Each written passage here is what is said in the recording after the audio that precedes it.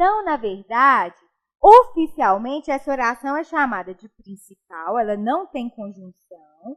E a outra oração, oficialmente, é chamada de subordinada adverbial consecutiva, porque ela possui a conjunção expressa consequência. Mas por que eu estou falando isso agora? Porque existem organizadoras, como a Fundação Carlos Chagas, que perguntam ao candidato: em qual das opções há uma relação de causa e consequência entre as orações? Aí você já sabe, opa, a oração consecutiva estabelece com a sua oração principal uma relação de causa e consequência. Ela só não recebe esse nome de causal porque ela não é subordinada, ela é uma oração principal. Mas a ideia dela é uma ideia de causa. E por que eu disse que primeiro eu Por que eu disse que primeiro eu precisaria falar sobre isso aqui para voltar na causal? Porque a mesma coisa que acontece entre a oração subordinada adverbial consecutiva e a sua principal acontece com a oração adverbial causal e a sua principal. Quer ver?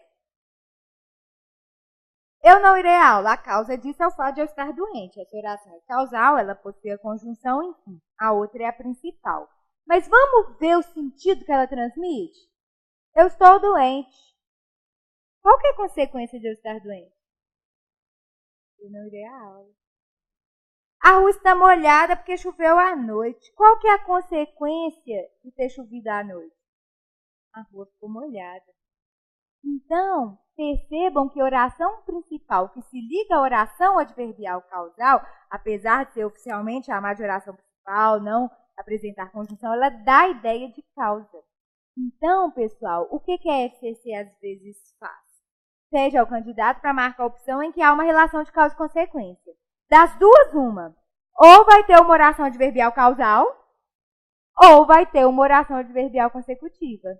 Não é possível que a organizadora coloque as duas opções. Uma causal numa alternativa e uma consecutiva na outra alternativa, porque senão a questão seria anulada.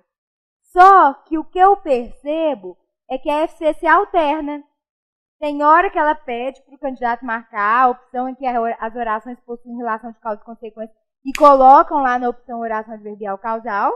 E tem hora que eles colocam adverbial consecutiva. Vocês que têm que saber que uma das duas vocês têm que encontrar se a organizadora fizer essa pergunta no enunciado. Normalmente é assim que eu vejo as questões sendo elaboradas. Beleza? Entenderam? Agora, o que eu falei com a Idelmara aquela hora? A Idelmara falou assim: Cris, eu posso observar essa relação de causa e consequência? No fim das contas é isso que ela quis saber. Até que pode. Só que o problema é que se você não souber as conjunções que introduzem cada tipo de oração, não adianta nada. Por quê? Porque você não vai saber identificar a conjunção e não vai saber qual oração que você tem que analisar. Vai que aqui você analisa a primeira em vez de analisar a segunda. Aí você vai achar a circunstância errada, você vai achar que ela é consecutiva, sendo que na verdade ela é causal, porque lá na hora da prova a conjunção não vai estar grifada como eu grifei aqui. Aqui eu grifei para vocês enxergarem melhor. Mas na hora da prova, vocês que vão ter essa função de identificar. Entenderam?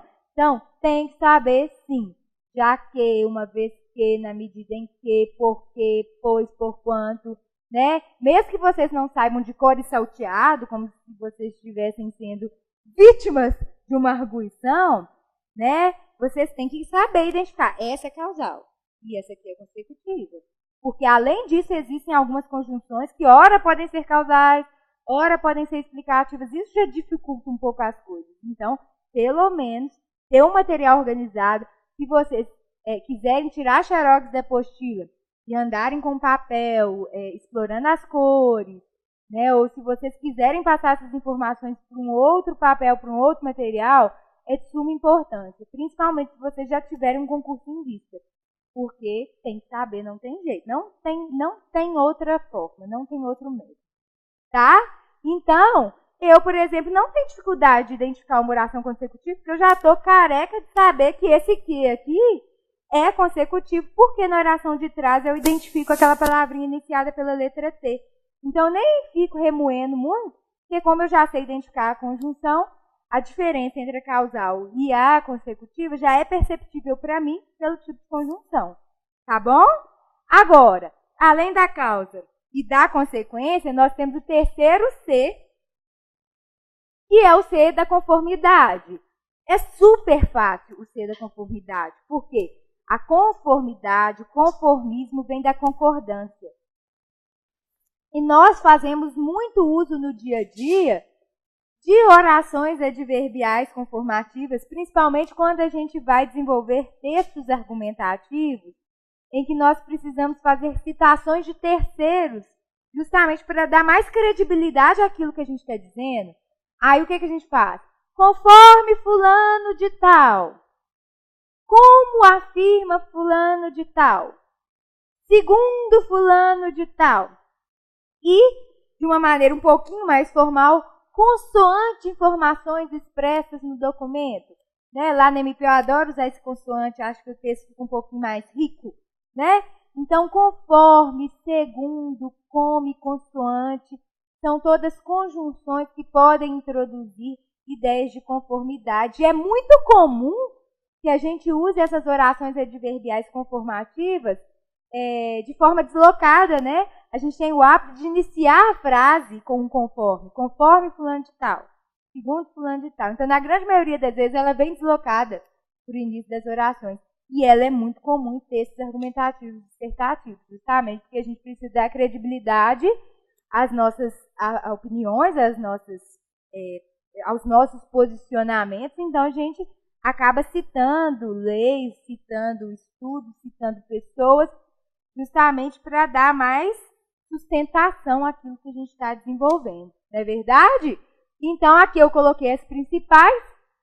Existe uma locução prepositiva que tem o mesmo valor de conjunção conformativa, que é o de acordo com, tá?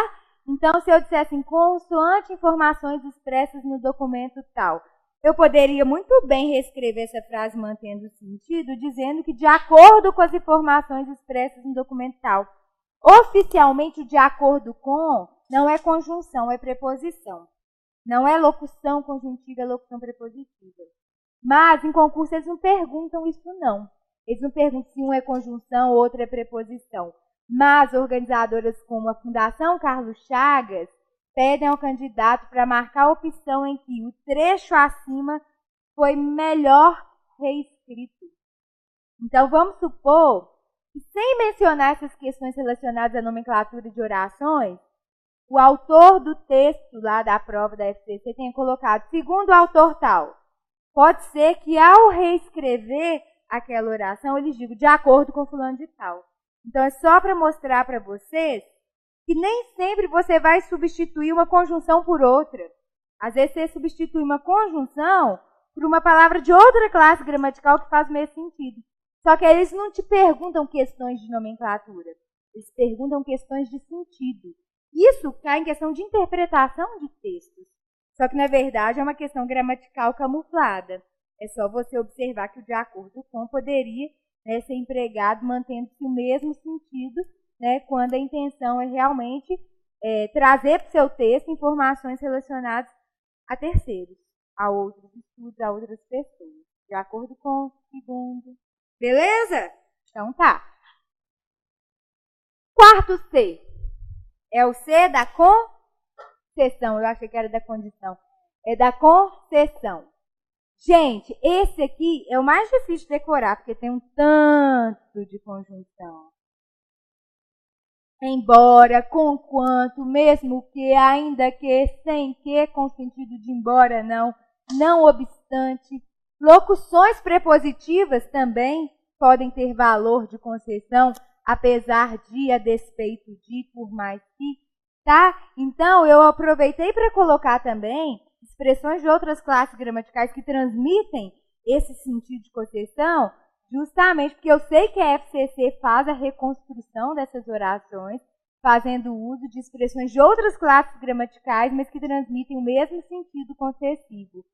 Então, o embora é a conjunção mais emblemática da concessão. Então, pensou em concessiva, pensou no embora. A primeira conjunção que vocês têm que decorar é a conjunção embora, porque ela é que mais ajuda no momento da substituição, quando você se esquece das conjunções concessivas. Aparece na questão uma outra conjunção, você precisa substituir para ver se tem esse efeito de concessão, você pega o embora, e aí você consegue normalmente fazer a substituição e perceber que ficou ok. Foi viajar embora estivesse sem dinheiro. Foi à festa, embora não fosse convidada. Esse sem que pode ter valor de embora, não. Ainda que gritasse, ninguém o ouviria. Embora gritasse, ninguém o ouviria.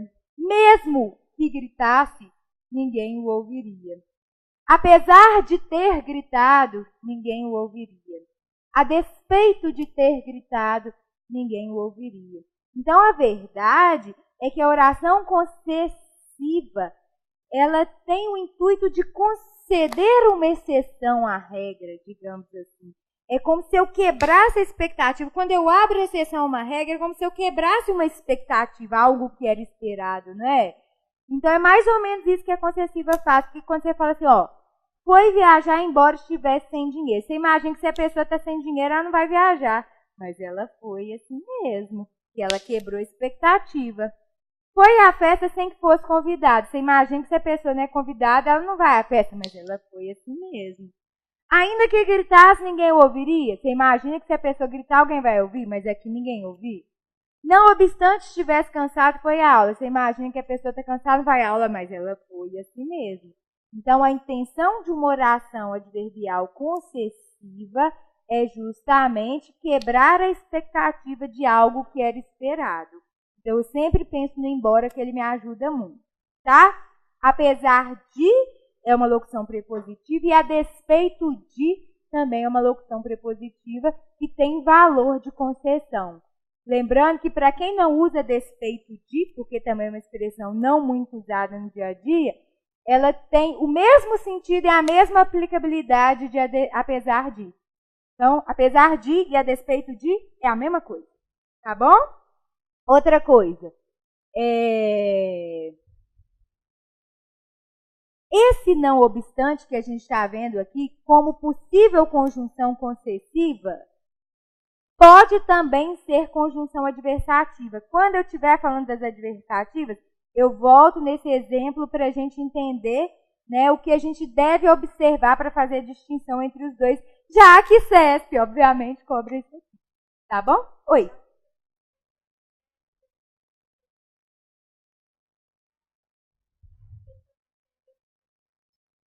Né, da quebra de expectativas.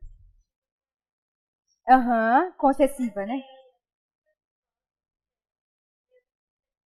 Aí, ó, tá vendo? Aí, Delmara tá falando que ela já viu questão do CESP, que em vez de pedir para a pessoa identificar a conjunção, ela simplesmente quis que o candidato identificasse que uma oração concessiva tem por objetivo quebrar a expectativa. Essa é a menos autoexplicativa, né? Porque você pensa, causa é causa. Consecutiva é consequência. Concessão, a gente fica meio assim, concessão de quê, né? É justamente como se fosse uma concessão de uma exceção à regra. Algo assim. Pessoal, coloquem um coraçãozinho bem charmoso e fofinho para o conquanto, porque esse conquanto tem caído muito em prova. E é mais uma conjunção que termina em anto, né? Tem tantas conjunções que terminam em anto que eles misturam tudo dentro de uma mesma salada, sendo que, na verdade, cada um é usado para uma finalidade diferente. A gente já viu porquanto, que tem sentido de porquê. Agora a gente está vendo esse conquanto, que é concessivo, tem o mesmo sentido de embora. E esse também tem caído muito em concurso, justamente porque eles sabem que a gente não usa muito. A gente tem que decorar, não tem outro jeito. Tá? Oi. Ela perguntou não obstante. Não obstante pode ser concessivo e pode ser adversativo. Aí eu vou falar, quando chegar lá no adversativo, que eu puxo esse último exemplo para vocês enxergarem direitinho. Tá bom? Galera, quinto C. Condicionais. Como o próprio nome sugere, essa aí é super autoexplicativa, a condicional impõe uma condição para que a informação da outra oração seja concretizada. Então, aqui eu coloquei duas orações deslocadas, né, para o início do período, para que vocês enxerguem direitinho a imposição que foi feita, a imposição de condição que foi feita. Caso tudo ocorra bem, passaremos no concurso. Qual que é a condição para a gente passar no concurso? Tudo ocorrer bem. No segundo caso, se estudarmos, passaremos no concurso. Qual que é a condição para a gente passar no concurso? Estudarmos. E aí, além do se e do caso, que são as conjunções que mais aparecem em prova, quando esse tipo de oração é cobrada, existem essas outras possibilidades, o contanto que, o desde que. E aí a gente consegue perceber direitinho que há realmente a imposição de uma condição. Farei silêncio. Com que condição? Desde que você me explique a matéria novamente, contanto que você me explique a matéria novamente. Então, cuidado, tem mais um anto aí, né? Porque a gente viu o porquê e por quanto, o com quanto, que tem sentido de embora, e agora eu estou apresentando o contanto que. Esse contanto que é condicional, tem o mesmo valor do se, tá? Então, cuidado com esse tanto de anto aí, por favor. Beleza? Gente, um adendo. Na aula de colocação pronominal, eu falei para vocês que as conjunções subordinativas atraem pronomes oblíquos antes dos verbos. Eu falei para vocês dos advérbios, das palavras de valor negativo, dos pronomes relativos e indefinidos, e falei das conjunções subordinativas, mas eu disse assim, olha, a gente ainda não chegou nessa aula. Quando eu chegar nessa aula de orações subordinativas, eu vou chamar a atenção de vocês, só para que vocês se lembrem que esse tipo de palavra também atrai o pronome oblíquo. Por que eu escolhi esse momento agora para retomar esse assunto que a gente já viu? Por causa do exemplo que eu passei em sala. Se tratasse de vendaval, o atleticano torceria contra o vento. Vocês estão lembrados disso? Aí eu disse, olha, o primeiro se é uma conjunção condicional e o segundo se é um pronome que indetermina o sujeito. Então, o primeiro se atrai o segundo. Então, esse se que a gente está estudando agora também é uma conjunção que pode introduzir orações subordinadas adverbiais condicionais e que tem a capacidade de atrair um pronome oblíquo. Então, por isso essas construções, se fizesse um esforço maior, justamente porque um se é conjunção e o outro se é pronome. A conjunção puxa o pronome. Beleza? Então, é a oportunidade que eu tenho de fazer a costurinha entre as matérias. É isso, pessoal. Agora a gente vai para o sexto e último C, que é o C da comparação. A comparativa é muito fácil. Por que ela é muito fácil? Porque a comparação a gente simplesmente enxerga, né? Você estudou, por exemplo, o grau comparativo dos adjetivos e aquilo ali já ajuda a enxergar as possibilidades de comparação que nós temos na língua portuguesa, né? Quando eu falo que José é mais bonito do que inteligente, ou ele é menos bonito do que inteligente, ou ele é tão bonito quanto é inteligente, ou seja, aquilo que a gente estudou em grau comparativo do adjetivo, é isso que a gente enxerga aqui da mesma maneira. Você pode dizer que uma coisa é tanto quanto a outra, você pode dizer que uma coisa é igual à outra, né? Depende do seu objetivo. O que eu acho importante, talvez, citar aqui com vocês, é o cuidado que se deve tomar com o como. Porque o como pode ser conjunção causal, pode ser conjunção conformativa e pode ser conjunção comparativa. E as organizadoras cobram de todas as maneiras. Como estou doente, não irei à aula. Por que estou doente, não irei à aula? Esse primeiro como é causal. Como afirma a Josi, a matéria de português é muito prazerosa. Então, conforme afirma a Josi. Então, como, com sentido de conforme, é conjunção conformativa. Ou então, se eu disser que ela é tão bonita, tão delicada como uma flor, aí o como serviu para quê? Para estabelecer a comparação. Então, só um cuidado maior com esse como aí que pode exercer várias funções. Esse que nem aí é registrado, se não me engano, na gramática do Segala. E aí eu coloquei como exemplo também. Mas alguns autores nem costumam usar essa locução conjuntiva como exemplo nas suas gramáticas, justamente porque alguns usam muito na oralidade. Ela é bonita que nem uma rosa, né? É raro de se ver em gramáticas, mas como eu vi na do Segala, e o Segala é importante, eu resolvi colocar aí, tá bom? Lembrando, pessoal, que a colocação desse verbo entre parênteses foi feita por mim de forma propositada, por quê? É só para que vocês enxerguem que, na grande maioria das vezes, quando a gente constrói um período composto, né, com orações subordinadas comparativas, é comum que se omita o verbo da segunda oração. José é mais bonito do que inteligente. Então, eu ensino para vocês a identificarem uma oração pela presença de um verbo, não é? Então, gente, oração pode ser um verbo ou um conjunto de palavras organizadas em torno de um verbo. Aí vocês olham por isso aqui, uai, gente, isso aqui é um período composto, porque eu só vi um verbo. Então, é só para chamar a atenção de vocês para essa possibilidade de omissão do segundo verbo, que é o que a gente chama de zeugma, né? Que é a omissão de uma palavra com o objetivo de evitar a sua repetição. Né? Pode ser uma elipse, pode ser um zeugma. Então, José é mais bonito do que é inteligente. Então, é comum que nas orações adverbiais comparativas o verbo da segunda oração fique omitido. Tá bom? Porque ele é desnecessário, a gente consegue entender a mensagem tranquilamente na presença dele. Gente, agora que a gente terminou os 6 Cs, as 6 cábulas, a gente vai para o fim da TPM. As finais normalmente são introduzidas pelo para que e pelo a fim de que. Lembrando que esse a fim de que é todo separadinho. O a fim escrito junto é um adjetivo com sentido semelhante. Né? Eu gosto de português, redação e matérias afins. Ou seja, matérias do mesmo campo de sentido ou matérias semelhantes realmente. Agora, esse a fim de que ou a fim de, escrito todo separadinho, realmente se apresenta como uma locução conjuntiva final, ou seja, da ideia de objetivo, de finalidade.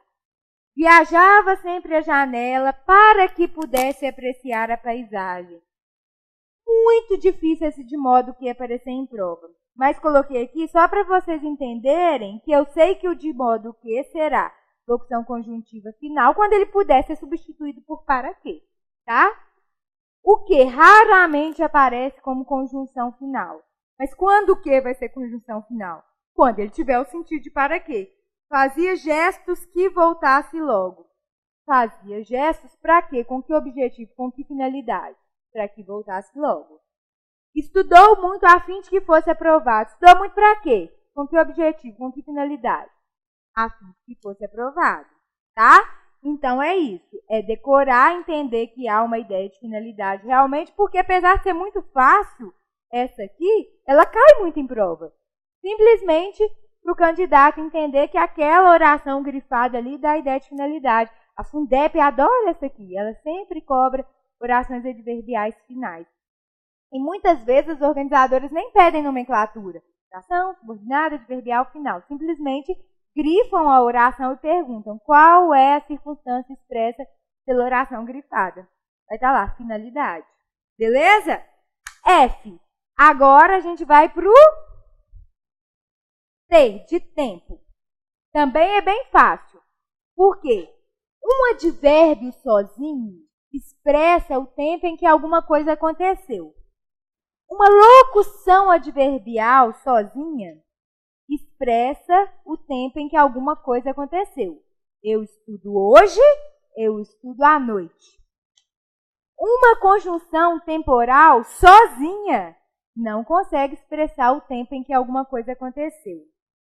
É a oração adverbial temporal inteira que é iniciada por uma conjunção temporal que expressa o tempo em que aquilo que foi expresso na oração principal aconteceu.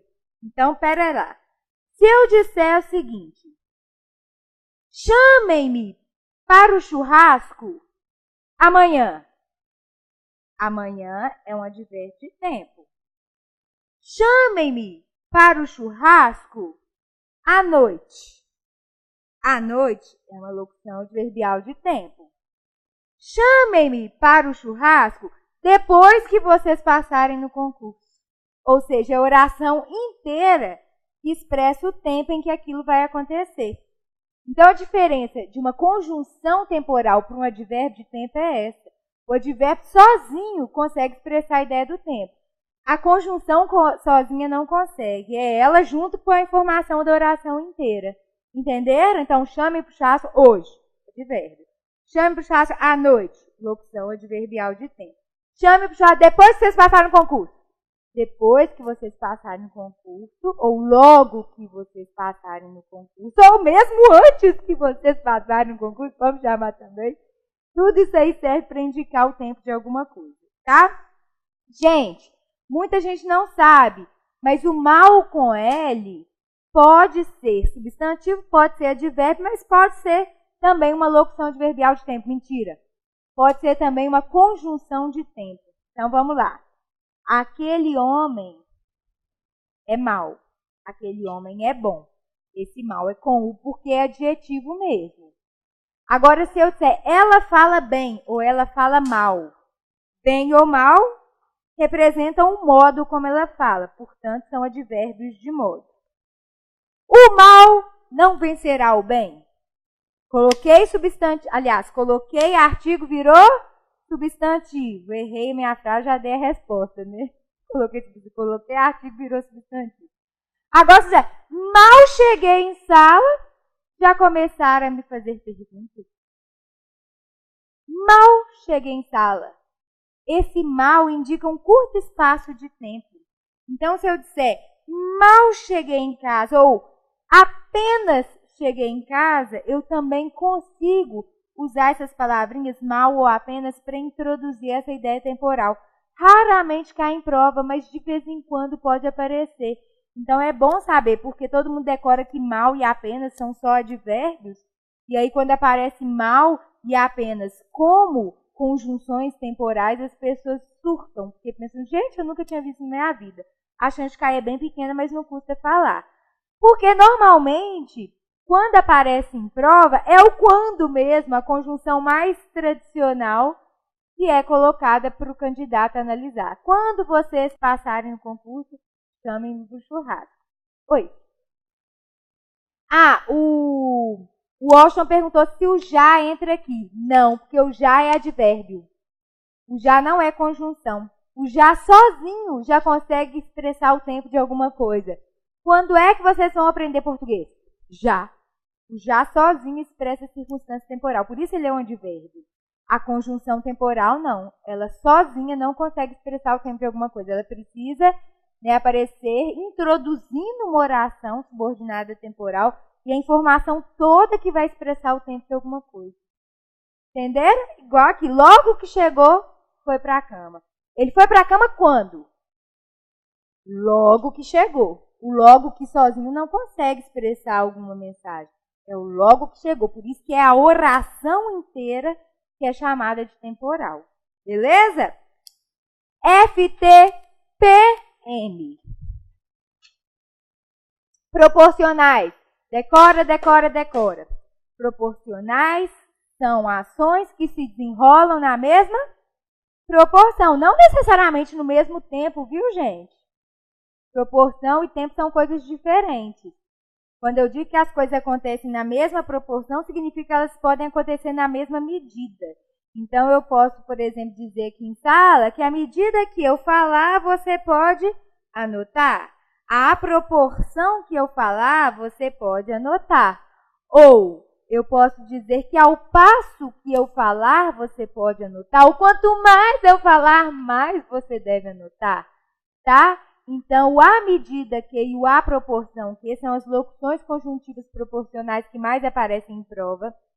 Nesses casos, o uso do acento grave é obrigatório, porque são locuções formadas com palavras femininas.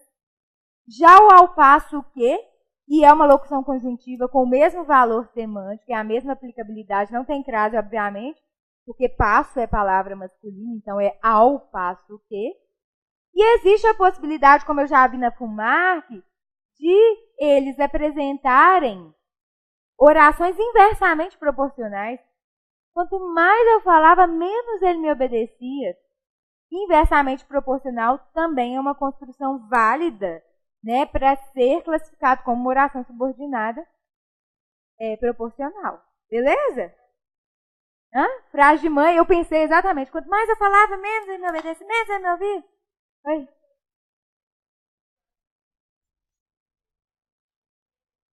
por na medida em que... Isso! Delmara tocou num ponto importante que, inclusive, é uma observação que eu coloquei na apostila de vocês, nessa matéria.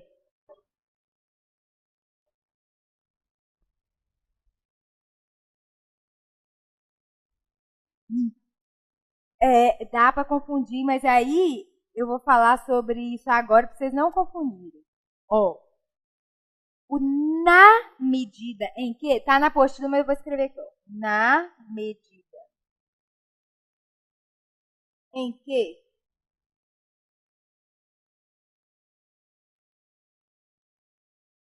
introduz ideia de causa. E o à medida que, não existe à medida em que, viu, gente? É à medida que, com esse acento indicador de frase, introduz a ideia de proporção. Tá? Então, olha só. Eu não irei à aula na medida em que estou doente. Eu não irei à aula porque estou doente, uma vez que estou doente, já que estou doente, visto que estou doente. Então, na medida em que introduz causa. Esse aí é formado com na. Agora, se eu disser, à medida que eu falava, ele anotava as informações. Aí eu vou entender que há uma ideia de proporção. Então, um não pode ser substituído pelo outro. E como a Delmara falou, o que o CESP faz? O autor do texto usa uma dessas expressões e pergunta na questão, poderíamos substituir o na medida em que é utilizado pelo autor do texto pela expressão à medida que, sem que haja erro gramatical ou alteração de sentido? Errado, eu nem volto ao texto para olhar, porque na medida em que expressa causa e à medida que introduz ideia de proporcionalidade. Então, onde eu usar um, eu não vou poder usar o outro. Por quê? Porque os dois introduzem circunstâncias diferentes. Então, lembrem-se de que esse à medida que é usado com crase e ele tem o mesmo valor do à proporção que. E os dois indicam proporcionalidade. Isso aí pode ajudar. Beleza? Lembra da à proporção. À proporção. Beleza, galera? E por fim, para a gente terminar essa primeira aula, eu falarei sobre as modais que não são registradas pela NGB, que é a Nomenclatura Gramatical Oficial Brasileira. E apesar de elas não aparecerem oficialmente na NGB, elas aparecem em gramáticas, aparecem em prova aparecem em provas com uma frequência bem pequenininha ainda, mas a gente tem que saber que esse sem que aí pode introduzir ideias de tempo, aliás, de ideias de modo. Eu sou super a favor de esse tipo de oração ser registrada logo, porque senão ela fica sem nome. Vamos pensar uma coisa comigo.